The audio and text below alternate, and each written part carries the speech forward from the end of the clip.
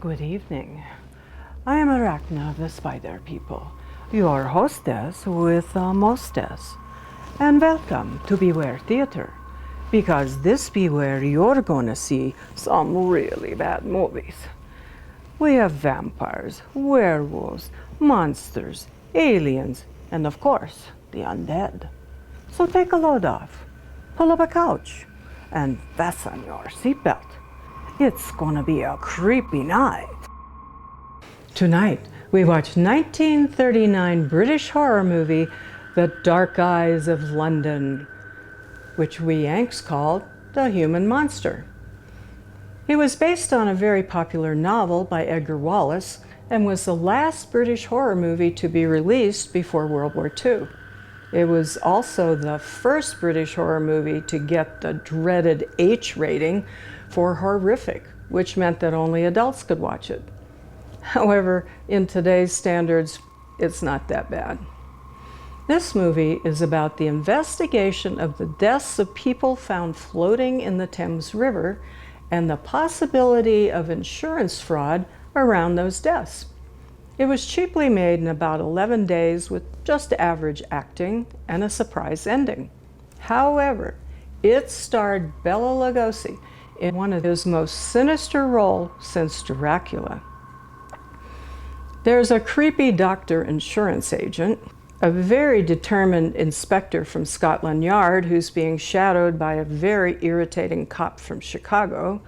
There's a blind home for blind vagrants run by a blind man, a huge disfigured henchman, and a river the consistency of pea soup. Oh, and also a damsel in distress. So now let's watch The Human Monster.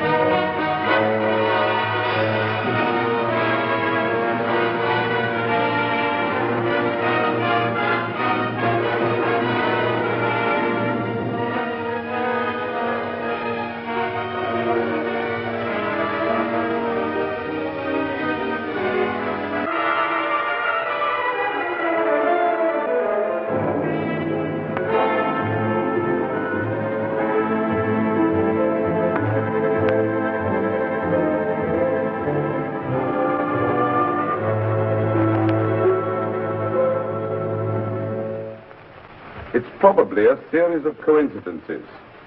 But the Home Office is kicking, and I'm handing the kicks on to you. I'm told we're indifferent, complacent, lax, and unimaginative. We never move until public opinion makes us, and then it's usually too late. And there's some truth in the accusation. 5 insured persons have been found drowned in the last 8 months. And not one of you has brought in a scrap of evidence as to who benefited, though all the claims, heavily underwritten, have been met.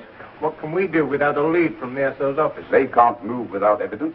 You'll have to work alone. Persuade where you can't command. Who's got E area? I have. 3 of the 5 cases are yours. You'll have to go through your insurance companies with a fine-tooth comb. Yes, sir. That's all. If, as I say, it is simply a series of coincidences, let me have something definite enough to publish. All right.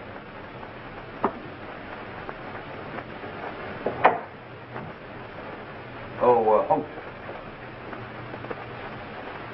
Yes, sir.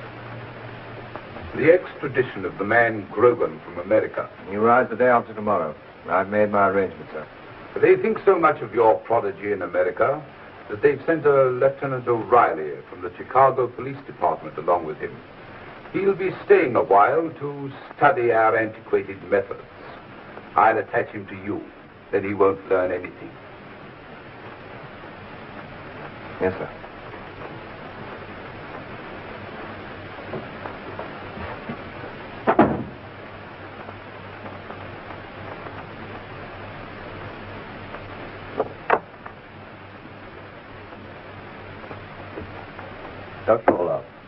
I can only be terribly grateful to you for this loan. I know you for an honest man, Stuart. I can read it in your eyes. So I trust you. You do know that in the event of my invention being accepted with the government, I'll be wealthy again. And if you'd like me to sign a... Yes, you might do that. But if you care to make over your life insurance to me, I'm not insured. but you should be.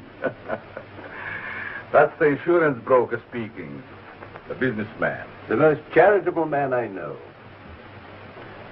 And the greatest of these is charity. Yes. Now, all I want you to do is to sign this simple note to pay me back the sum I'm so happy to lend you.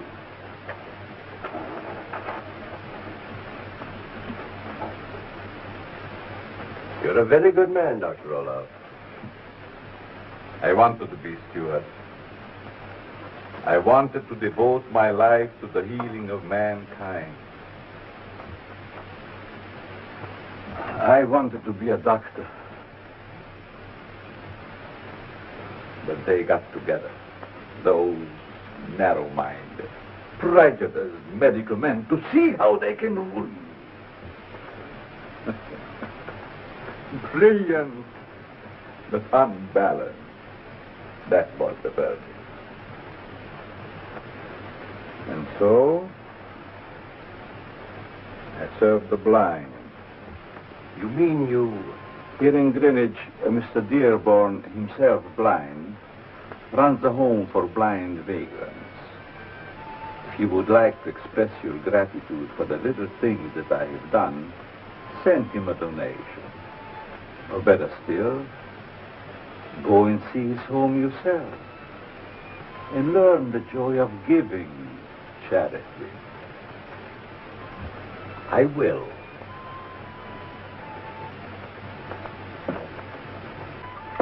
Here. Here is the address.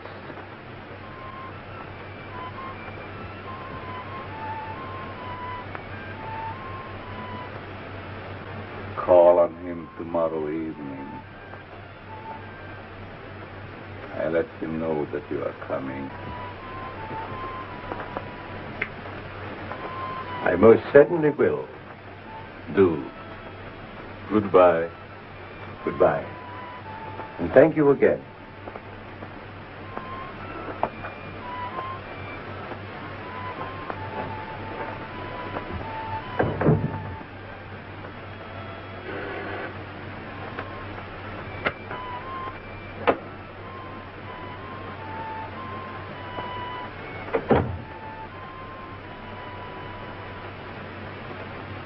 Grogan arrives the day after tomorrow under police escort.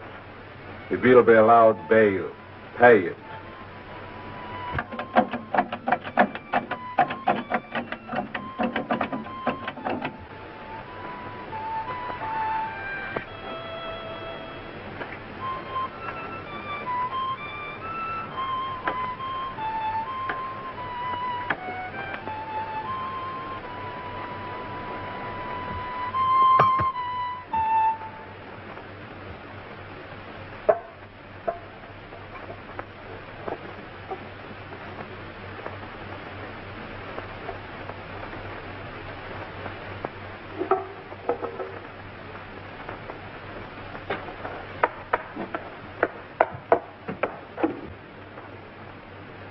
Get out.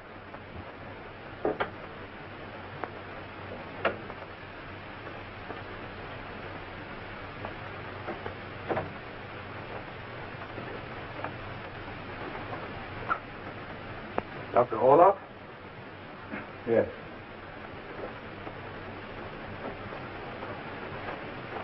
I'm Dr. Orloff. I'm a detective inspector from Scotland Yard. How can I help you? Well, for certain purposes, we're making a check on all recently insured persons. May I ask you with what object? It's a formality concerning a case under investigation. They're asking the cooperation of all insurance companies within a certain area. Only too willing to help you if I can. Thank you. May I see your books? certainly.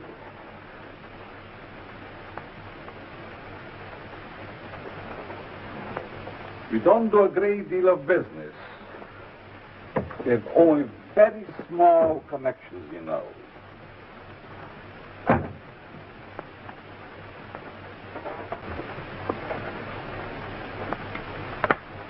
Any particular name you are looking for? Yes, Ingo. Ah, yes.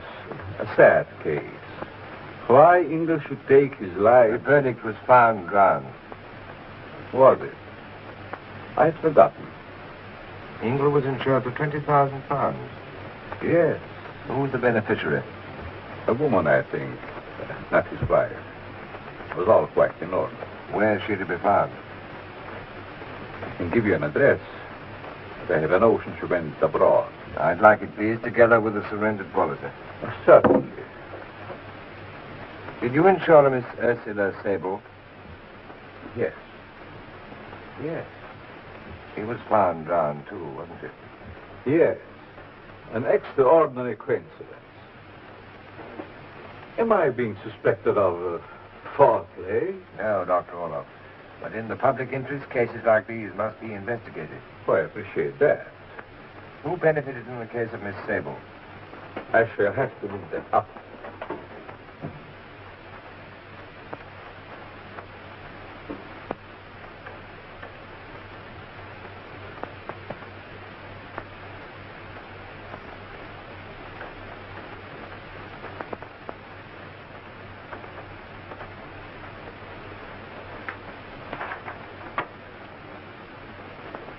Yes, Saul Samuel Sable.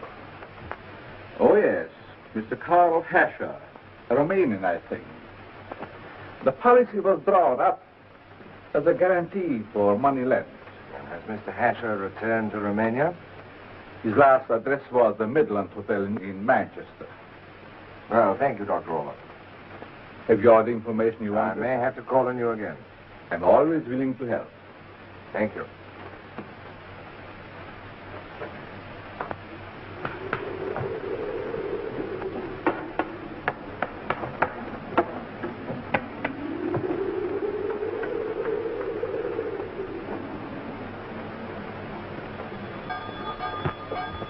Answer it, Jake.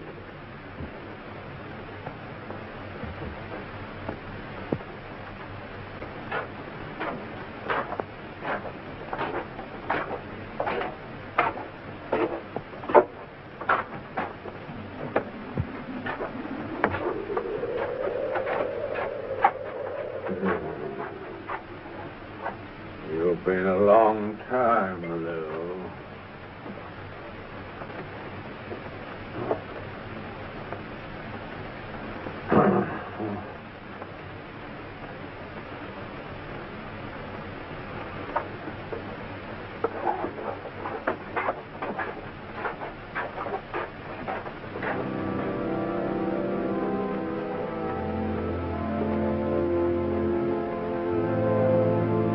Darkness spread over the earth, and neither was there light in the heavens, nor on the waters. The eyes of men were blinded because of their iniquities and the hardness of their hearts. So they remained for 7 days. Give unto us a sign that we may see. For we repent our sins and will not trespass again. And the multitudinous sea, and they who were blind did see again.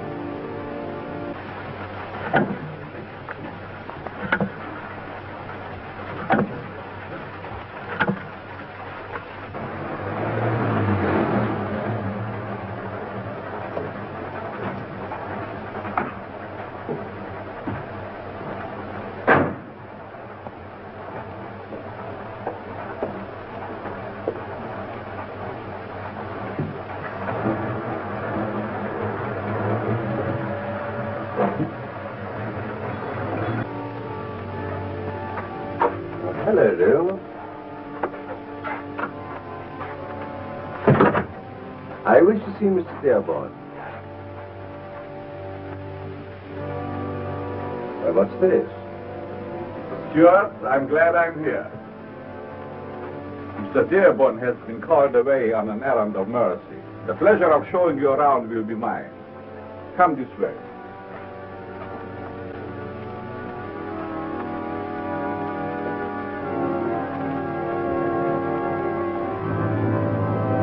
Here's where they are called useful occupations. Dearborn believes that by contributing to their own keep, they will preserve their independence and self-respect. See how nimbly they work. Their fingers are their eyes. Through there are the kitchen and the dormitories. It's a splendid work. Someday I'd like my daughter to see. Daughter? What daughter? I thought you had no relatives. Where is she now? On her way back from America. Will she live with you? I suppose so. For a while, anyhow. Well, that's surprising. Where were we? Oh, yes, yes. I wanted to show you my special department upstairs, the medical clinic. It's odd, Mr. Stewart, isn't it? How life has compensated me. Compensated? Oh, yes, with the care of these poor creatures.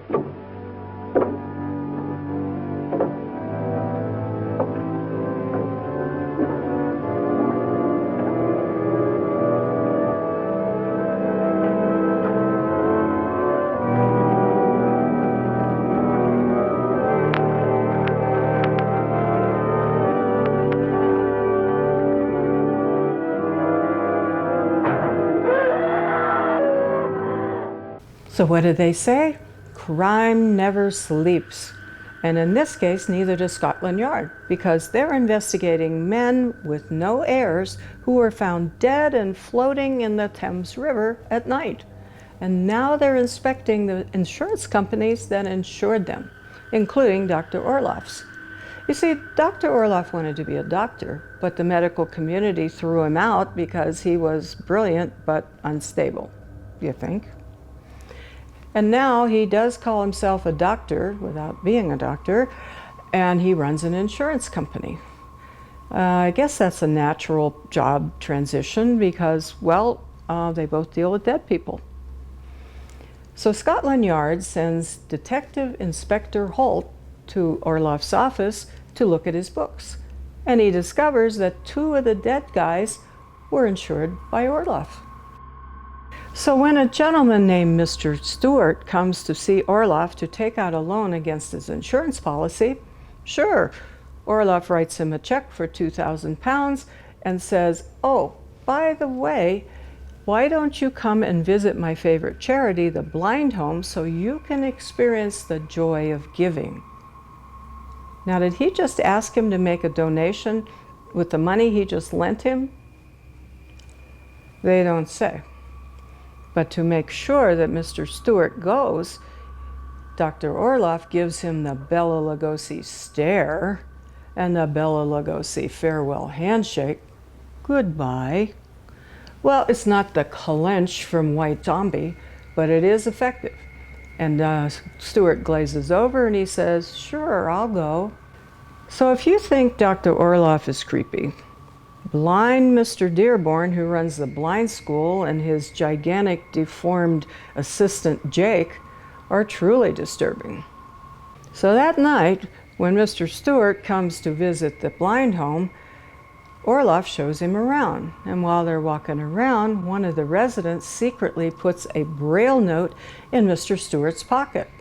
But when Mr. Stewart tells Orloff that he has a daughter, Orloff is taken aback because, well, having heirs isn't part of his racket. But he decides to go on with his plans anyhow, so he takes Stewart upstairs to his medical clinic where Big Jake is waiting with an icy bath and a straitjacket. Deadly, what are you doing? Oh, you're weaving a baskets like the guys in the movie.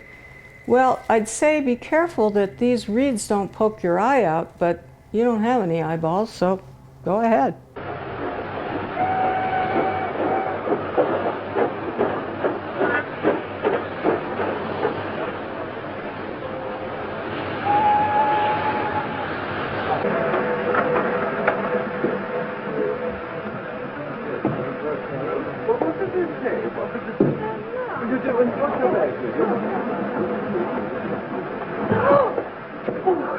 Can't get it. Sorry if I hurt you.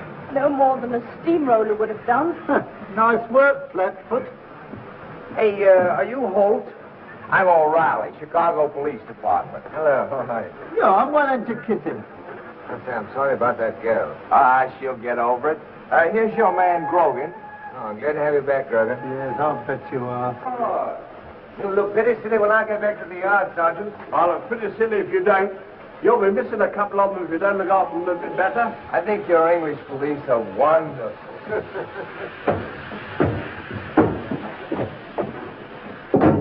You've done very well. I always said you'd go far. My only fear was how far. With the greatest difficulty, I've kept your lower fourth antics out of the public papers. Lieutenant O'Reilly, I have to inform you that the yard is a dour, soulless place of business, where hijinks, jitterbugs, and horseplay of the more imaginative kind are severely discouraged. Have a cigar, Commissioner. I don't smoke cigars. I understand that bail for the man Grogan has been offered and will be accepted by court tomorrow. You want to hold him? No, sir, not as long as he's under observation.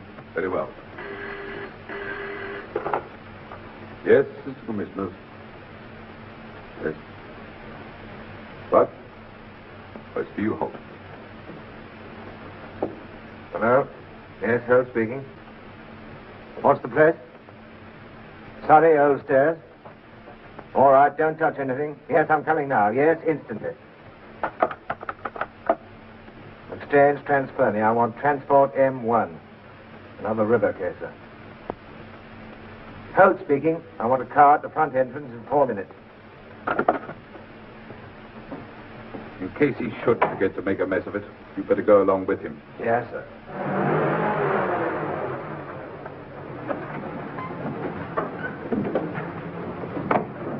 I'm in touch. Papa, thanks.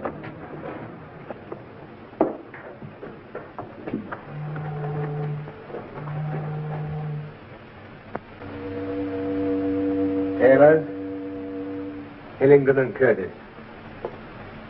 Name Henry Stewart. 142 Bellingham Mansion.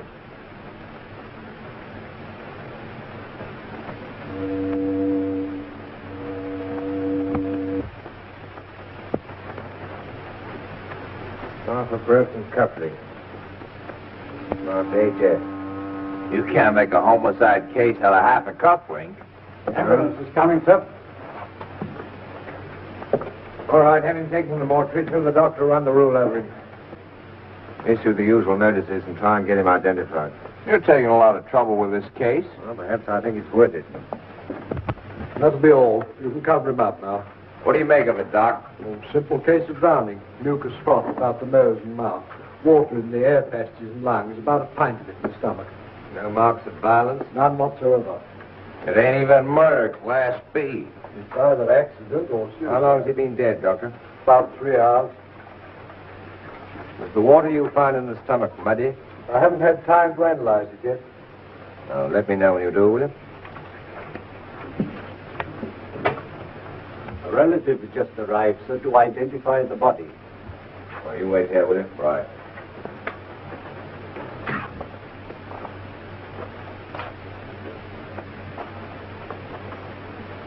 Miss, Stuart,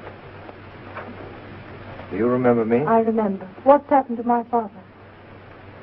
There's been an accident. He's dead. Well, it may not be your father.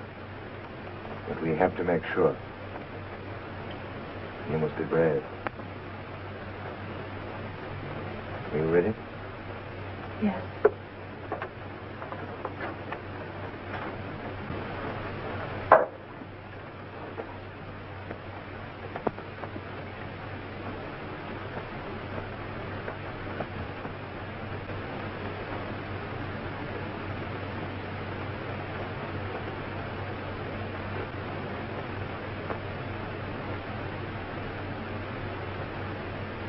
Cheers. He was found drowned in the Thames. I think he died quite painlessly, Miss Jordan. I can't believe it. Perhaps you can help us to throw some light on it. I can't now.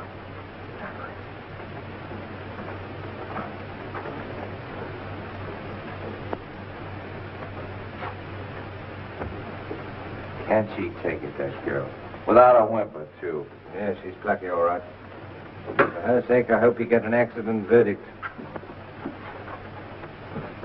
Sergeant Harris just found this, sir. It was tucked away in the bottom of the deceased's pocket. What do you got now? Looks like a bit of braille writing to me.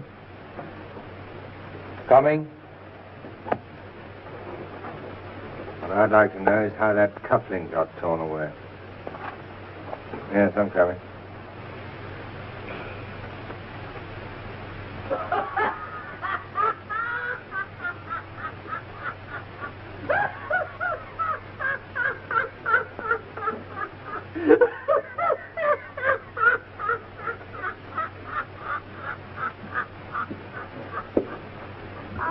Say, what do you guys think this place is? Sorry, Grogan, we've had a busy night. We're sleeping on 4 in a bed in some places. Chelsea's just got in the front. Sleeping? How can anyone sleep next to that laughing jackass? We all got our troubles, Fred. What a sock in it, chum. What's he in for? I'm disgraced. I'm disgraced to the family. Well, there's nothing to laugh about. What you been up to, murder? Charles was drunk and incapable. And they won't change it. What do you want to be charged with? Highway robbery? No, I want to be charged with drunk and disorderly. From you're on a tough spot.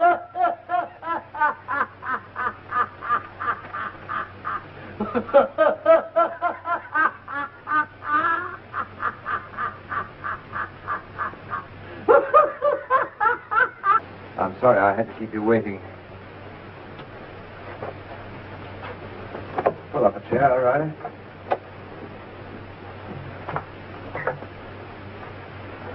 I need hardly say how deeply I sympathize with you. May I say at once that I know my father couldn't have committed suicide. Won't you sit down? You're sure your father wasn't worried about anything? No, I don't think so. Was he in any kind of difficulty? Not that I know of. Well, it wasn't an accident You mean it was either suicide? or murder. Had he any enemies? I don't know. But I'm going to find out. Did he know anybody who was blind? I don't think so. Not to my knowledge. Could he read the writing of the blind? Braille, I mean. Why'd you ask? I don't know. Probably lead nowhere. Now, look here, I don't want you to communicate with any stranger without first letting me know. You don't think I'm in any danger? I don't know what I think yet, but I'd like you to do as I ask. Very well. Jackson, show Miss Stewart out, will you? And ask Sergeant Morse to come in. Goodbye. Bye.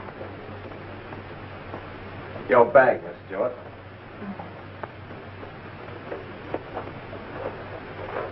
So that's why you're so interested in this case. Well, not all like you. What do you mean? Oh, ask a policewoman. Well, did he fall for it? He did. Hey, what's going on around here? He's been spending the night in the cells with Grogan. Did he spill anything? Made a grab for my paper. What do you want? The agony column. This. GROJUHHBID.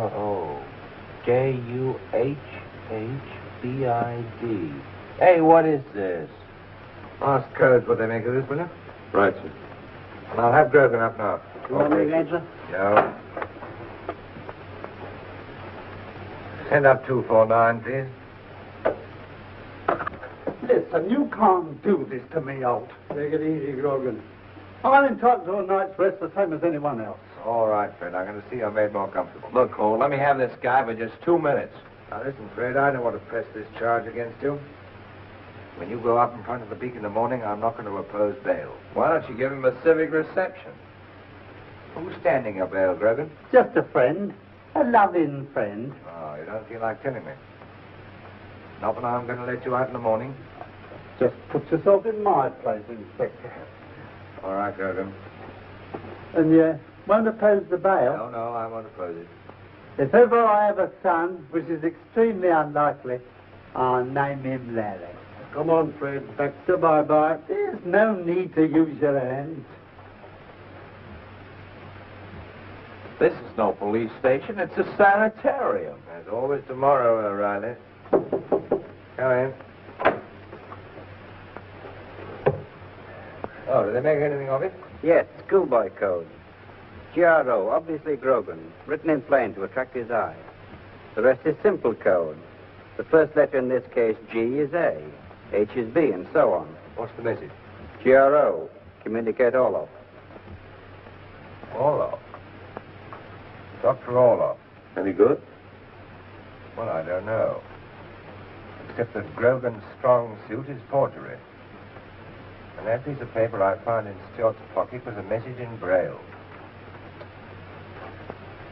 Come on, St. Patrick. We'll see what the photographers have made of their end of it. Oh, Grogan's going out on bail tomorrow morning. Have him tailed from the moment he leaves the course. Very good, sir. Only every 4 hours unless it's something hot. Yes, sir. You got the prints of the Stuart's exhibit? Yes, they're just through.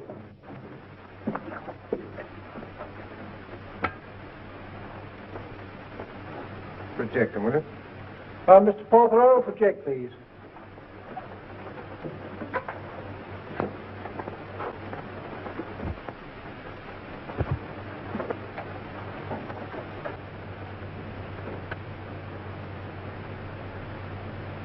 Now, the pathologist's report says that Stuart died 3 hours before we found him. Near high water mark at 10 o'clock. What was the time of low tide on the night of the 15th? 6:30 or so. Then Stuart was drowned near high water mark 5.5 hours before the tide reached us. Sure, but the poor Palooka was drowned, wasn't he? And there are no marks of violence. Thames water is muddy, O'Reilly. Well, don't I know it? I lost a presentation cigar case in that mud. Hello, give me extension 5, will you? Dr. Wiley there? Hello? Yes? It has just been analyzed. I've got the tube here before me. The water in the man's stomach was just clean, clear tap water. Thanks, Andy. Send up the sample, will you? Tap water, not river water. Stuart wasn't drowned in the Thames. He was drowned somewhere else and dumped there afterwards. For the love of Pete. Extension 8, please. Hello, Mr. Slade. Oh, hello, Tim. Have you had the report on the Braille writing? Oh, good. I'll come along.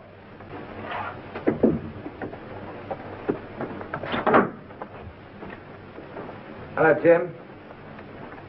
This is Lieutenant O'Reilly. Lieutenant O'Reilly, Chicago Police Department. Where's the tea? It's coming.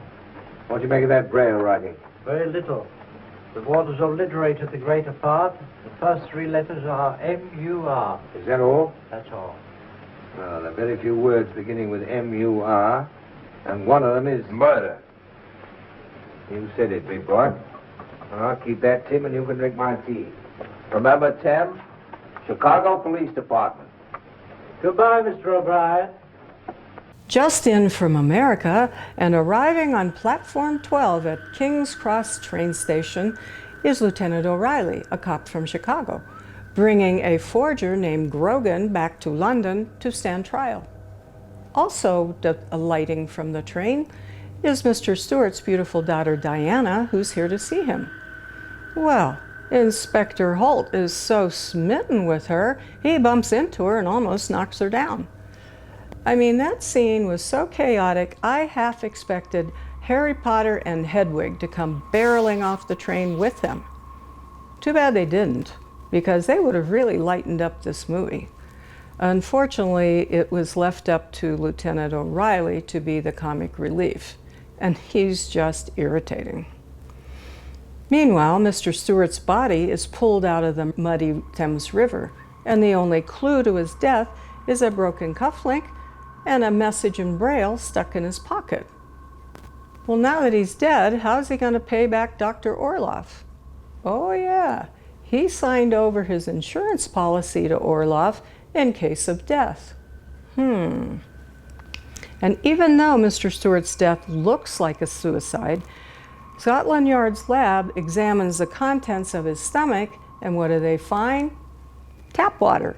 The guy was murdered. Aha!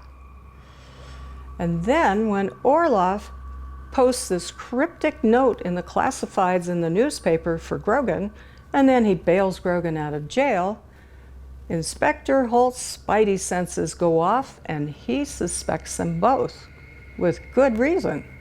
I mean, why would an insurance agent need a forger? 3 guesses, folks, and the first 2 don't count. But unfortunately, when Scotland Yard's lab tries to decipher the Braille note, it was so damaged by the water, all they could read were the first 3 letters, M-U-R. And then you can see Inspector Holt's brain trying to figure out what words begin with M-U-R. Well, there's murmur and mural, and, well, to speed things up, Lieutenant O'Reilly jumps in and says, murder. Thank you, Lieutenant O'Reilly. And so, in the words of Sherlock Holmes, the game's afoot. And Deadly, what are you doing? You're reading the obituaries to see who was murdered. I don't think they put that in the obituaries.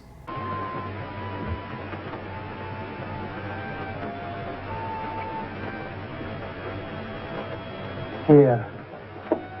It's done. And you wouldn't have made me do it if I hadn't needed the money.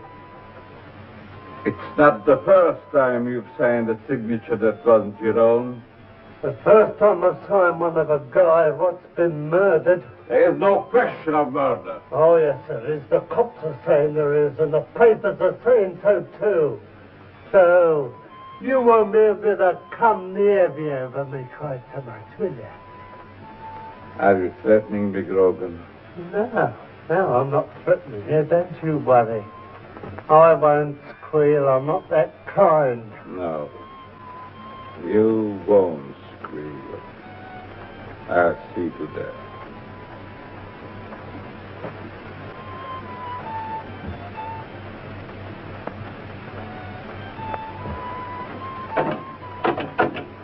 Here. What about the dough? I'm not in the habit of breaking promises.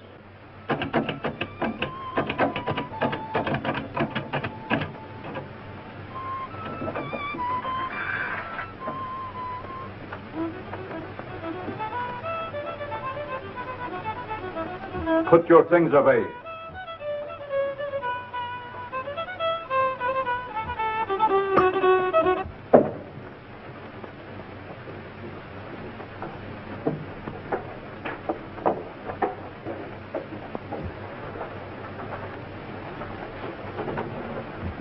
Taking out a policy, Grogan? You know Mr. Grogan, Inspector? Yes, I do.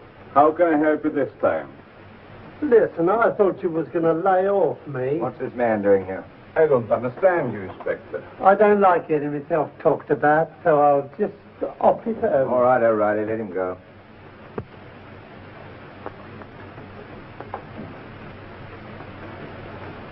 In case you're not aware of it already, Dr. Orloff, I think you ought to know that Grogan's out on bail and that his speciality is forgery. Yes, I know all about Grogan, Inspector. My voluntary activities include the vice presidentship of the Prisoners' Relief Association. And Grogan was asking my help in his defense. Well, now for that guy, asking you to put up the jack for his mouthpiece. Your colleague is a foreigner. I'm not a foreigner, Doc. I'm an American. Over here for a nice little rest, and the first thing I run into is a murder. Murder? A man named Stewart, found drowned in the Thames. Oh, yes. I read that. Poor Stewart. But surely it wasn't murder. You knew Stewart? Not intimately, but enough to know that he was in a hopeless financial mess. I did try to help him. Was Stewart insured with your company? He was, yes. And you enter your clients alphabetically in your ledgers? You mean you didn't see his name entered on the same list with Miss Sable's? Mr. Stewart's policy is in a different category. If Stewart was in financial difficulties, how do you pay his premiums? As a matter of fact, I've paid the last two for him myself.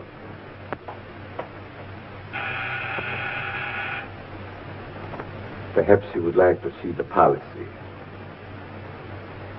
Will you be good enough to find Mr. Henry Stewart's life policy? By the way, I have finished this. You may return it. Who benefits by the policy? Stewart's daughter? No, Inspector. I'm the beneficiary. You see, Stewart made over the policy to me when he couldn't meet the premiums in return for the loan of £2,000. This is the policy, and this is the receipt for the loan. Suspecting a forgery, Inspector?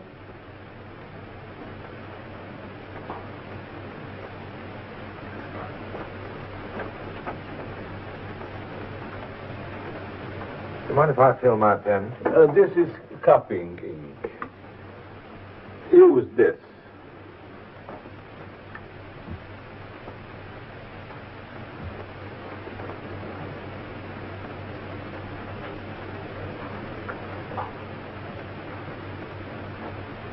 I hope you're satisfied.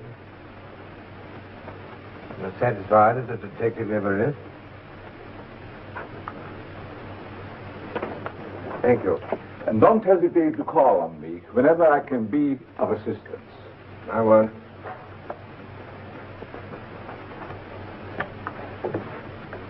So long, Doc.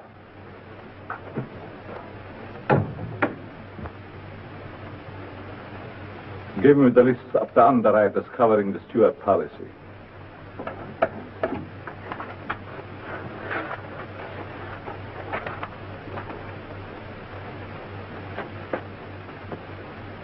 General and Life, 9,000. Chapman and Underhill, 5,500. Approved annuities, 5,500. Altogether, £20,000. Claim on them at once. And find me poor Stewart's number in the phone book. I want to communicate with his daughter. And by some I fancy can. Yeah. Okay.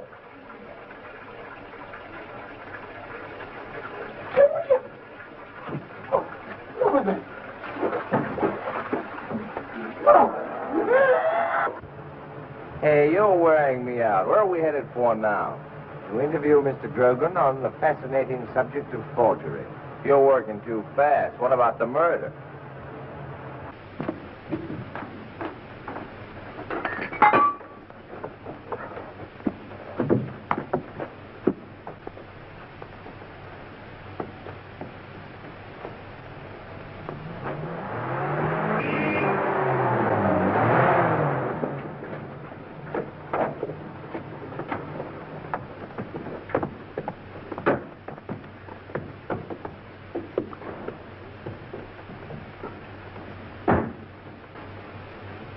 Grogan?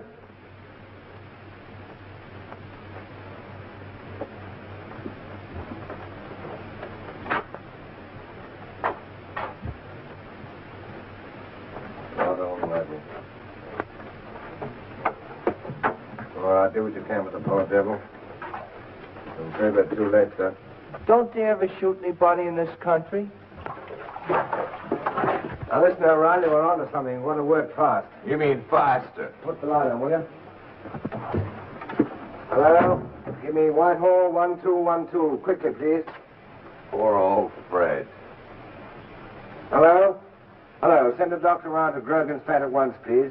And listen, you can take the men off his tail. He's slipped past you for good, I'm afraid. Miss Stewart, I ask you to visit me because, in a way, I feel a certain responsibility for your welfare. Thank you, Dr. Olaf, but there's really no need. I have a little money of my own, and I shall work. What do you intend to do? First of all, find the man who killed my father. You're very determined. Wouldn't you feel the same? Of course. But don't let your sorrow dwell on your mind. Work will help to heal it. Now, I have a very dear friend who runs a home for the blind. He himself is blind. He needs a secretary who can see to help him. Oh, I should be very grateful, Dr. Olaf. Then I will arrange it now. You're very kind.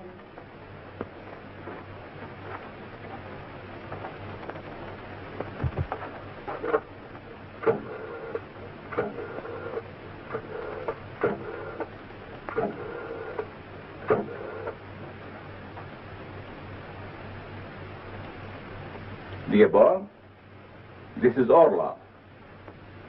Oh, the young lady I spoke to you about. Yes. She's very interested. Yes, yes. She's ready to commence work right away. Quite right. Yes. Goodbye. There. Thank you, Dr. Olaf. And the question of salary, you can safely leave to me.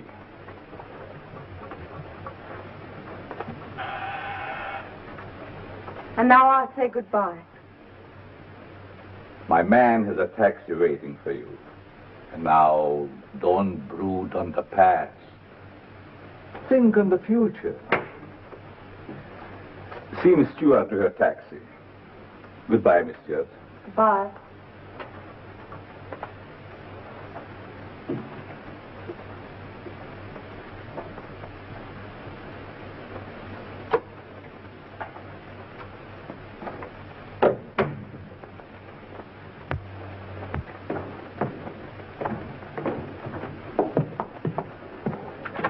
Where to, Miss, please? Bellingham Mansions, Palace Gate. Driver, stop. You're going the wrong way. All right, Miss Stewart, I know my whereabouts. You? And the L on the back is for Larry. Didn't I tell you? And I phoned your office. And Dr. Olaf wanted to talk to me about Father Self. Another man was killed tonight because he knew something about your father. And it might just as easily have been you. Oh, but that's awful. But it couldn't have made any difference to me seeing Dr. Olaf. All he wanted to do was to help. He found me a job with Mr. Dearborn in the Home for Blind Men. You've got plenty of guts, haven't you? And you want to see this thing through. You know I do. Right. Now, somewhere between Orloff's office and the Dearborn place is the answer. That's all I know. Now, you go there. Keep your eyes open and keep in touch with me. I'll never be far away from you. All right. And now, where to, lady? Bellingham Mansions, please.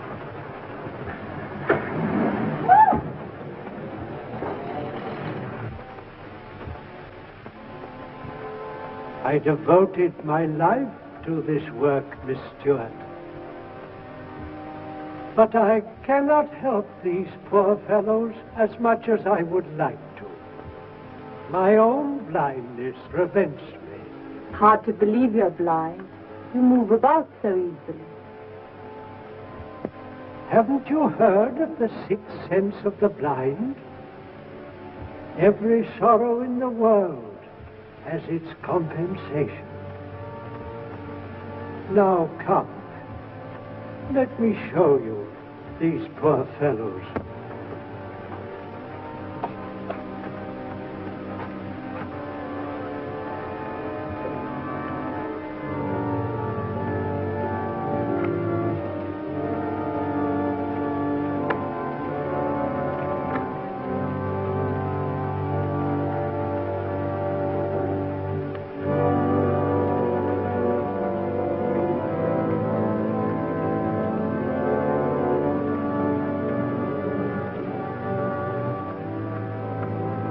Listen, men. I want to introduce Miss Stewart to you. She's going to work here and help us. We'll ask the doctor what it is. I'll ask him. This is our little hospital. It was given us by Dr. Orloff. If anyone gets ill, he comes here and attends to them. Well, how's the patient? What's wrong with him? Nothing serious. W is a very good musician, Miss Stewart. I should like to hear him play one day when he feels a bit better. Lie still. Lie still and rest. Come, Miss Stewart. We shouldn't disturb him anymore.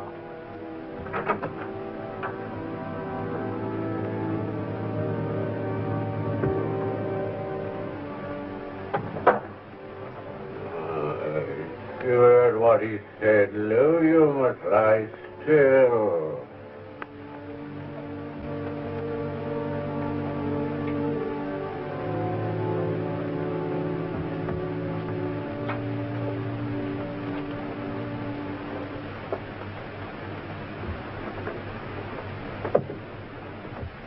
Somebody's here. Who is it? I'm Inspector Holt of CID. I had an inquiry to make, so I took the liberty of coming right in. I'm at your service, Inspector. Here is a piece of paper. On it's written a message in Braille. I wonder if you're good enough to read it to me.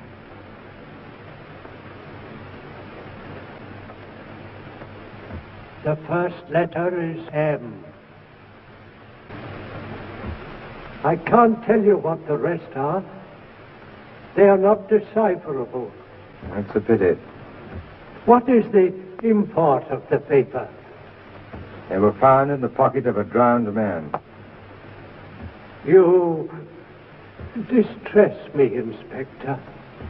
So unless you wish my help further, I will ask you to excuse me. Certainly, Mr. Dearborn. And thank you. Bring him at 6.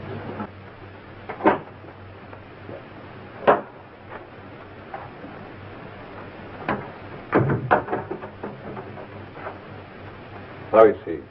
Did my injection have the desired effect? Try to find Mr. Dearborn, Jake.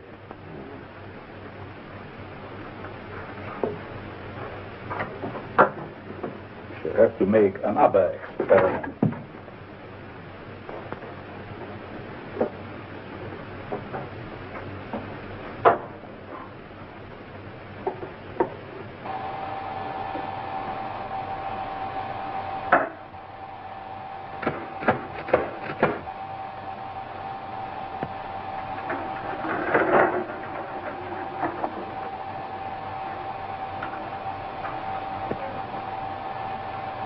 Sit up.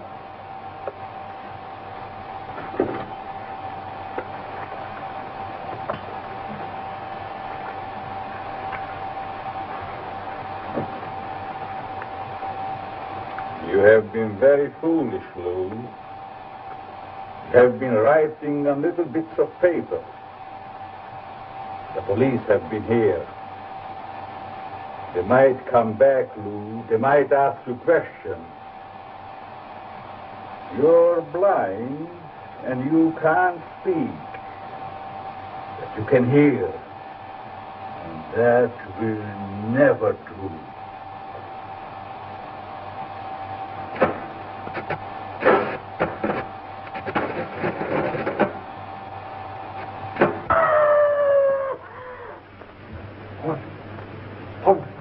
What was that?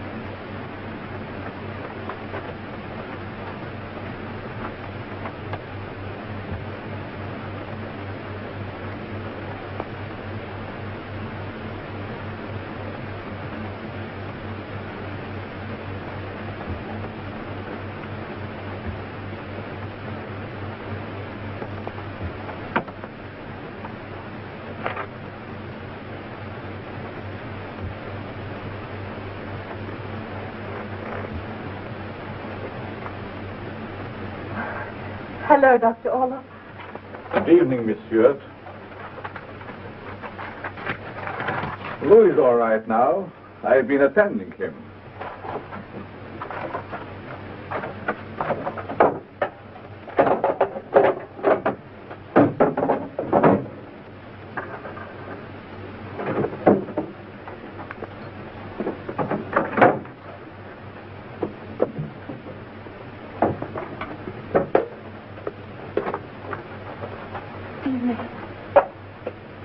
Good night.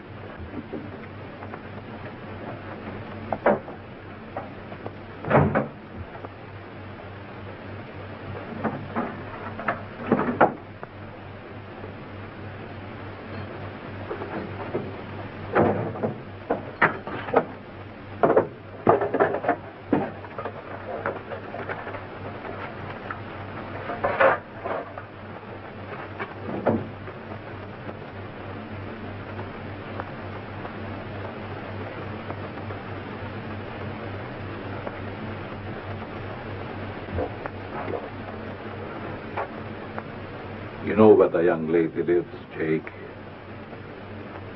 She's a difficult young woman, Jake. Perhaps you'd better see her safely home.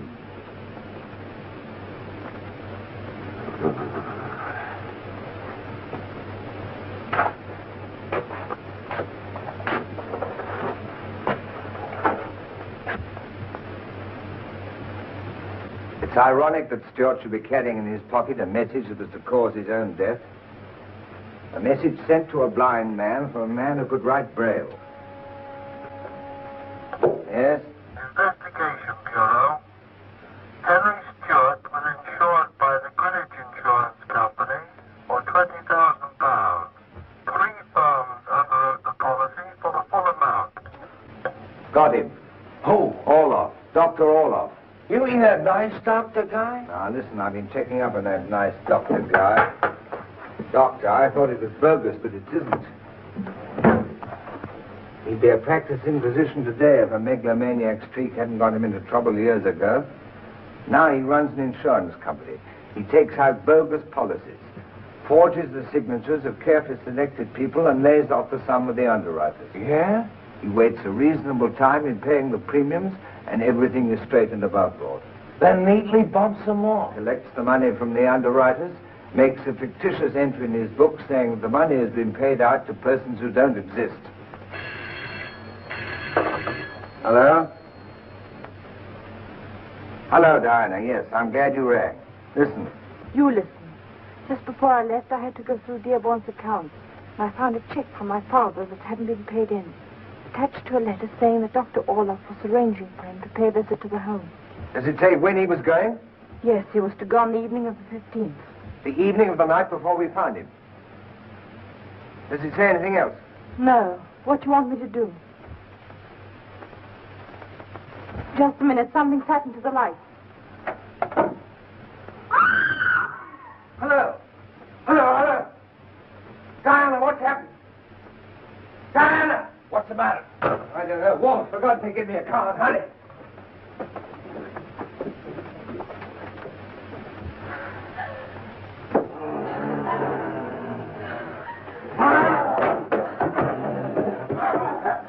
You gotta feel sorry for Grogan about now. First, they drag him back to London to put him on trial for forgery, and then Orloff makes him forge Mr. Stewart's insurance policy. And then when Grogan tells Orloff that the cops think that Mr. Stewart was murdered, then Orloff has his big henchman Jake drown Grogan in his own bathtub. Another one for the river. Actually, the man playing Jake, Wilfred Walter, was a Shakespearean actor. But he's really terrifying in this movie, except for his teeth. Those are just goofy.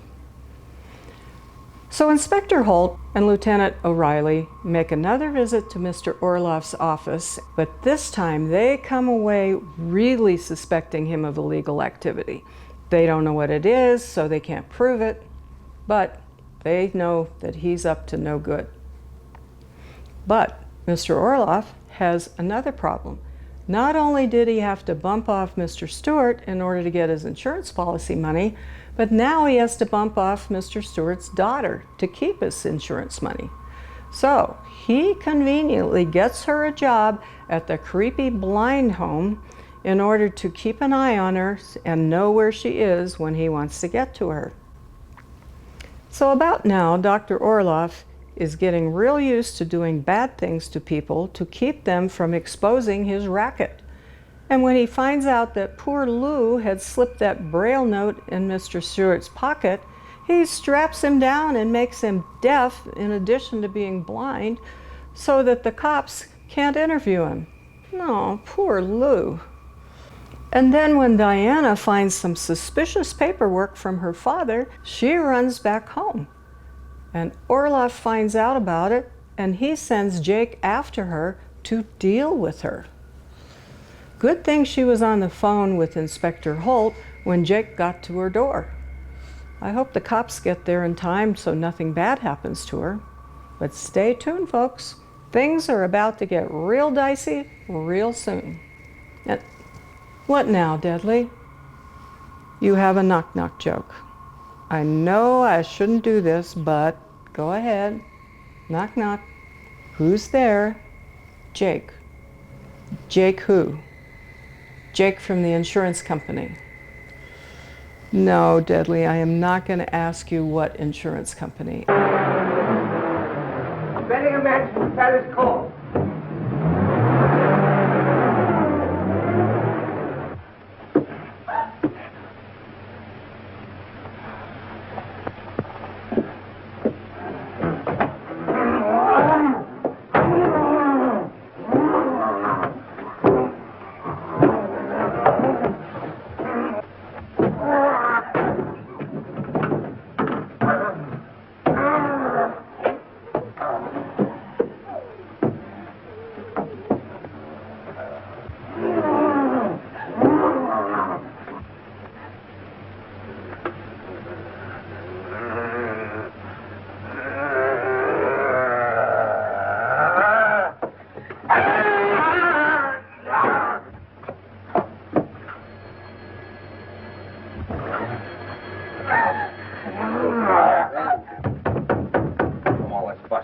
Right.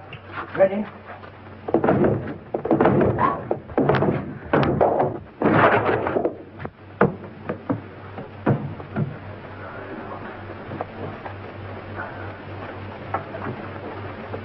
It was Jake. Jake, the man from the blind home. Larry, you don't want me to go back there now, do you? I can't, I daren't. Yes, you dare. I've got to have sufficient proof that Orloff's a murderer and his last victim was your father. All right, I'll do it. Well, what next, Sherlock? Well, as the walrus said to the carpenter, the time has come. We'll call out the squad and surround Orloff's office. Hello, baby. I'm coming with you. You bet your life you are.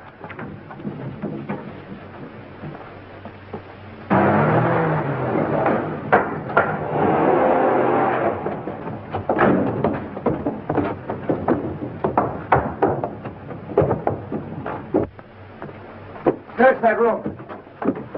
Boy, oh boy.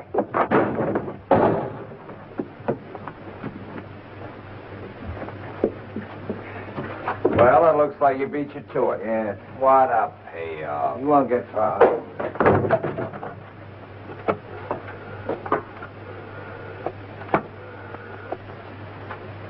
Hello, Scotland Yard. Hello, Holt speaking. Get this wood for hue and cry. Wanted for murder. Dr. Orloff, 48, hair graying, blue eyes.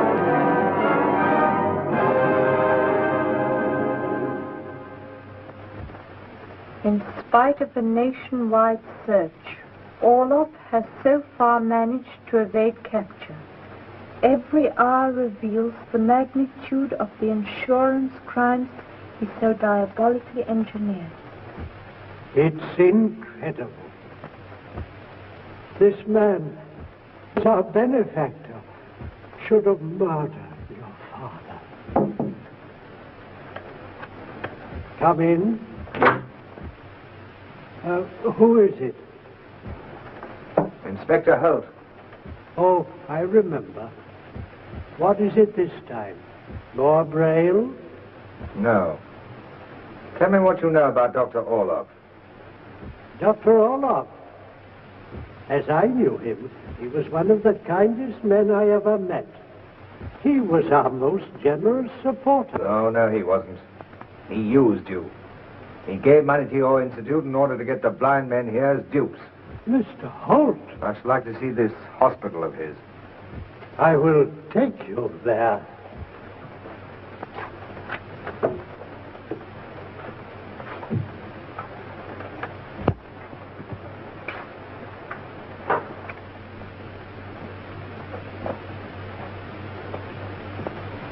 This is the man, you. What's the matter with him? Some nerve trouble. There's a gentleman here to see you, Lou. A police inspector. He wants to speak to you. Lou. Lou.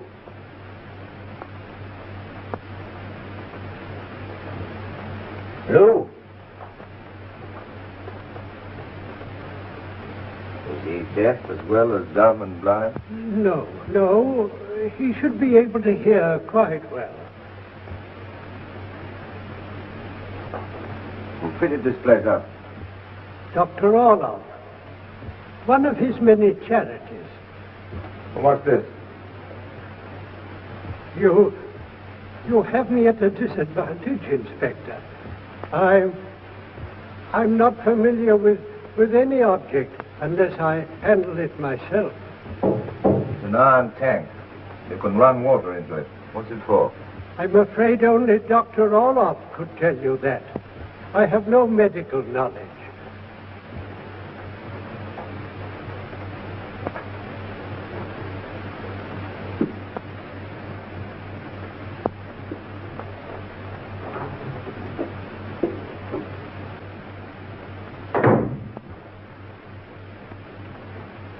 Lou. Lou. What's the matter, Lou? I'll send along the doctor to see if he can do the man any good. Oh, by the way, have you got a machine here for the writing of Braille? Oh, yes, Inspector. I want the man Lou to answer some questions. If the poor devil can't see, hear, or speak, he can still feel. So if you'll have these transcribed into Braille, then he can write down the answers. Miss Stewart and one of the men can do it right away. I'll be seeing you later, Mr. Dearborn. You ready, O'Reilly? Goodbye, Inspector. I'm pleased we can be of assistance. Thank you.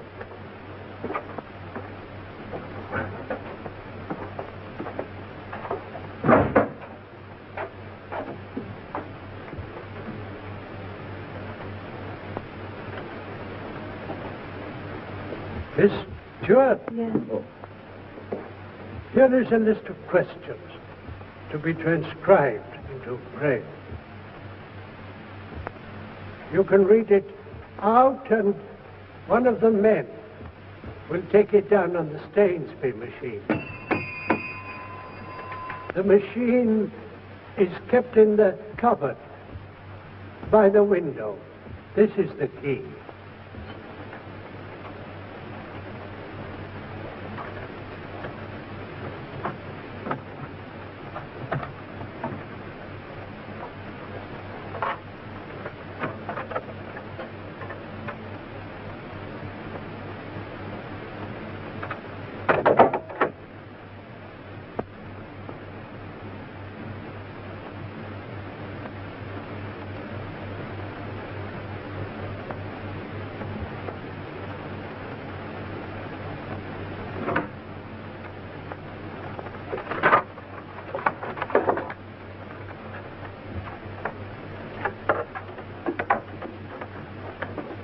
Mr. Dearborn sent me. Yes, for the Braille. I was just getting out the machine. Yes.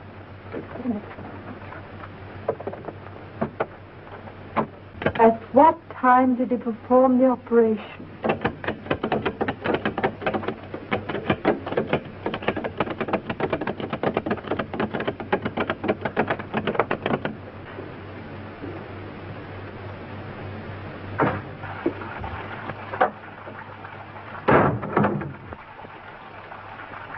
is it? Henry Stuart's daughter. What is it, my dear? This belonged to my father. How did it get into this house? I don't recollect ever seeing it before. Seeing it? How could you see, Sister Dearborn? Blind? No more blind than I am. You're a fake, and you're shielding the man who killed my father. Since you are so interested, I'll tell you.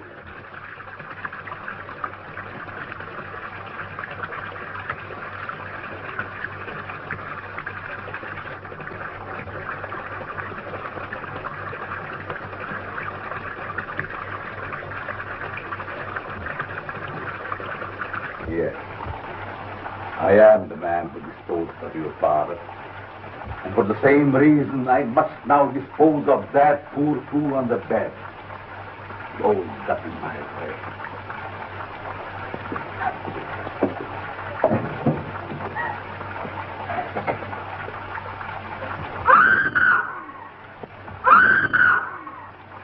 No one can hear you.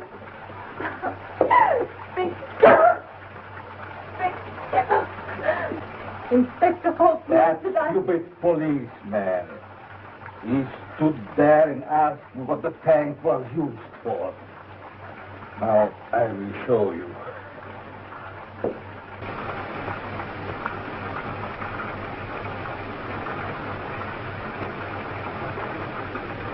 Oh, please, don't! Don't! Don't! Don't!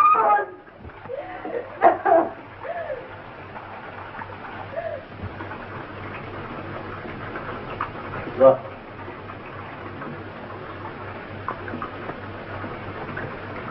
This building was once a warehouse, and the floor we're on now overhangs the river.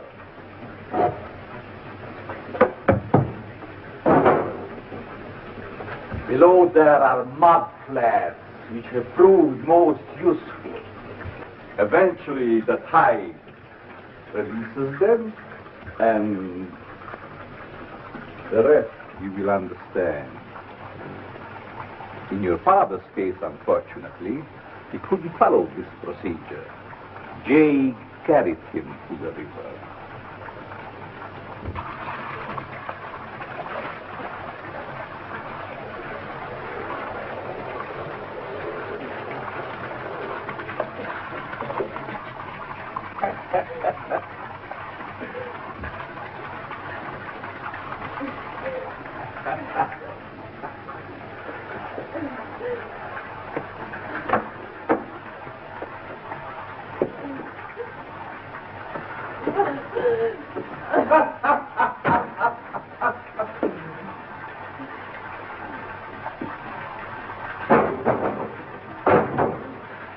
Listen, Olaf.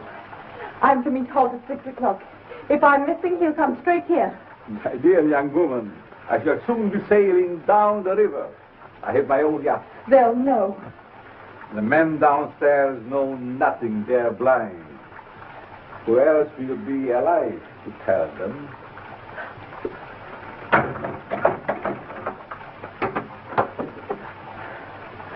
Jay!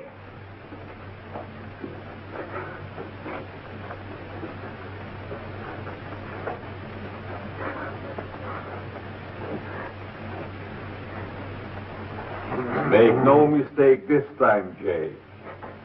Goodbye, Miss Stewart.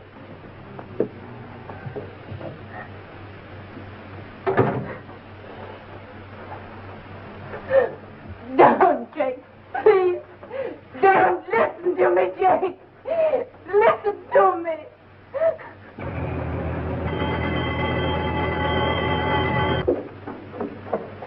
Hurry, men, hurry.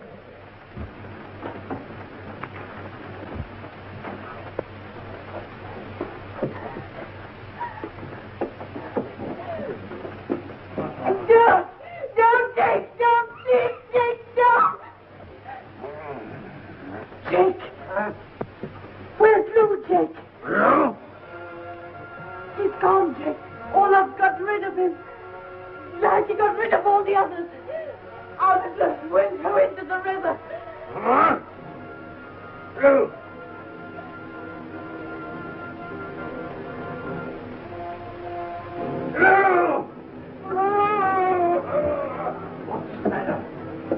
Stay where you are. Get on with your work.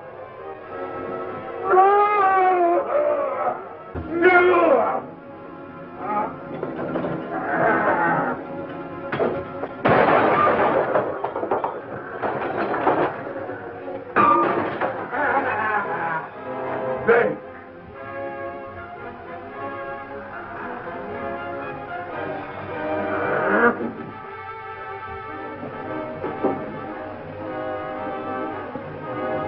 What are you waiting for?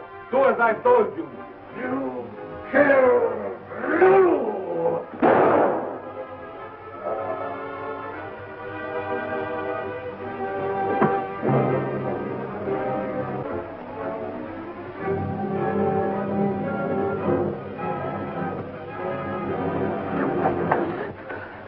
I shall have to settle with you myself.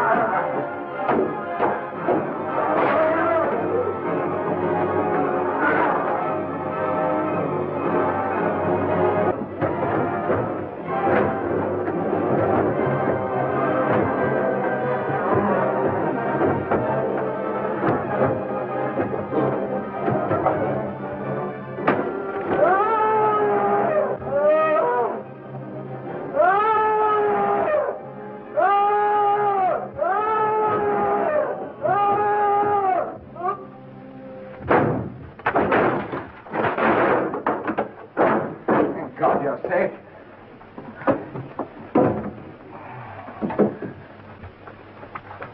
Has he gone? Yes. He deserves no pity. When a dog goes mad, he has to be destroyed. Goodbye, kid. Goodbye. Goodbye. Bye. Oh, yeah, I can see that's the routine, all right. Put me down for a couple of bucks for the wedding present.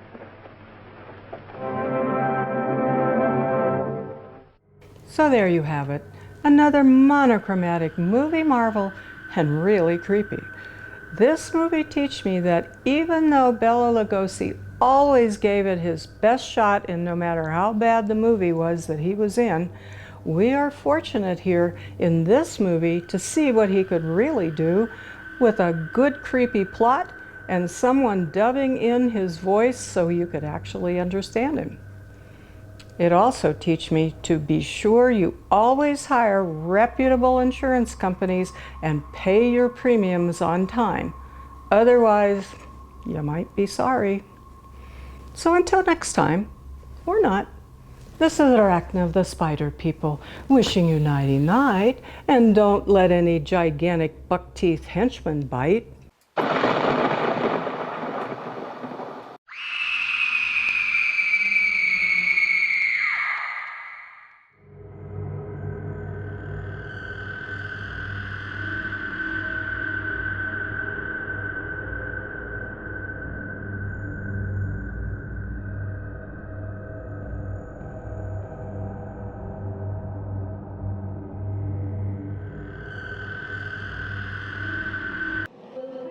Oh, Deadly, this is so exciting to be in King's Cross Station in London. Oh, let's go take a train tour. Okay, which one should we take? There's a crop circle tour and there's a Stonehenge tour. But the one for crop circles, they don't guarantee a return trip. I wonder why. Huh. Well, let's go to Stonehenge then, okay? All right. 2 tickets to Stonehenge, please. And you will also need to purchase insurance for this trip in case of accidental death. Accidental death? I thought these trains were safe. The trains are safe. That'll be £2 extra, please.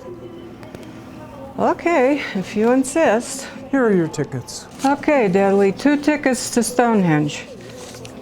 Wait a minute. The insurance policy beneficiary, it says that it's the train company. They sure do things different here in England.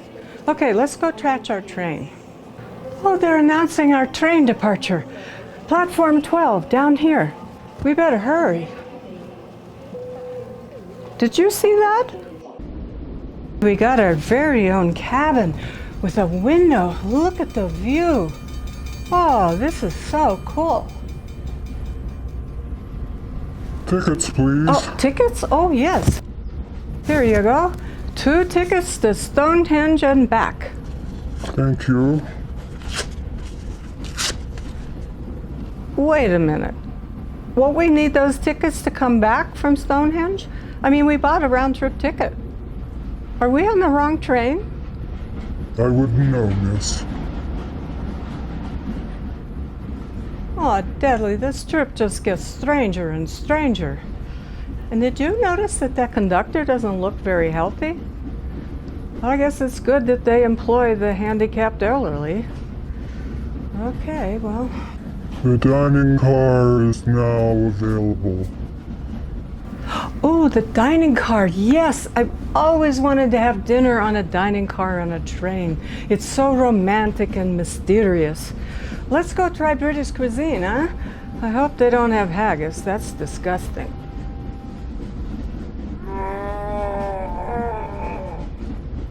Oh, this looks really swanky. Wow. Hello. The special of the day is scrambled brains and blood pudding. No thank you. It's still early. How about breakfast? We have skeleton eggs. Skeleton eggs. Okay, sure. Deadly's a skeleton. We'll have skeleton eggs. And Deadly, don't look now, but the guy over there doesn't look very healthy either. And what is he eating? Brains. But I think we're on the Z train because all of these guys look like zombies. Here are your skeleton eggs. Thank you. What is that around the eggs? Scrambled brains and blood pudding. Can I get you anything else? No. This is plenty. Plenty awful. Oh, where do I start, Deadly? Those eyes are looking at me.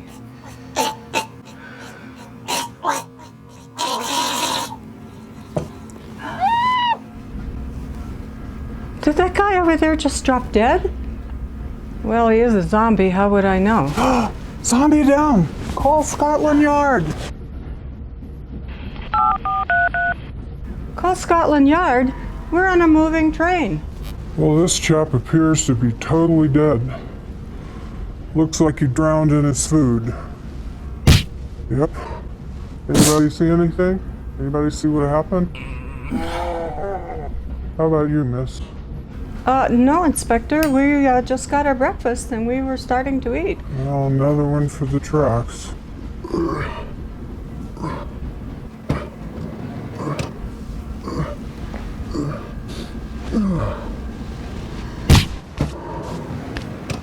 Did the inspector just throw that guy off the train? Excuse me, Inspector.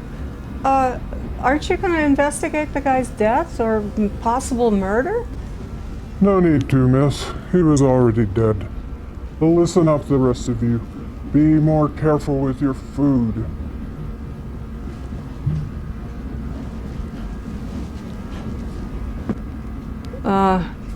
Suddenly, I'm not very hungry, Deadly. Let's go back to our cabin and lock the door. I have a really bad feeling about this train trip. Okay, Deadly, here's the plan. At the next stop, we're going to get off, rent a car, and drive back to our hotel. These zombies are creeping me out. And who knows what they're going to do if the kitchen runs out of brains. Final destination. Everyone hop off the train. Oh, good. Last stop. That's our cue. Wait a minute. The train's not stopping. It's only slowing down. I guess when the conductor said you're going to hop off the train, he meant you're going to jump off the train. Okay, well, it looks like we can at least open the window. Are you ready? Jump! Oh. Deadly, are you okay? Deadly? Oh. Are we in some farmer's wheat field? All I see are bent over stalks. And why is it getting so dark? I mean, it's still daytime.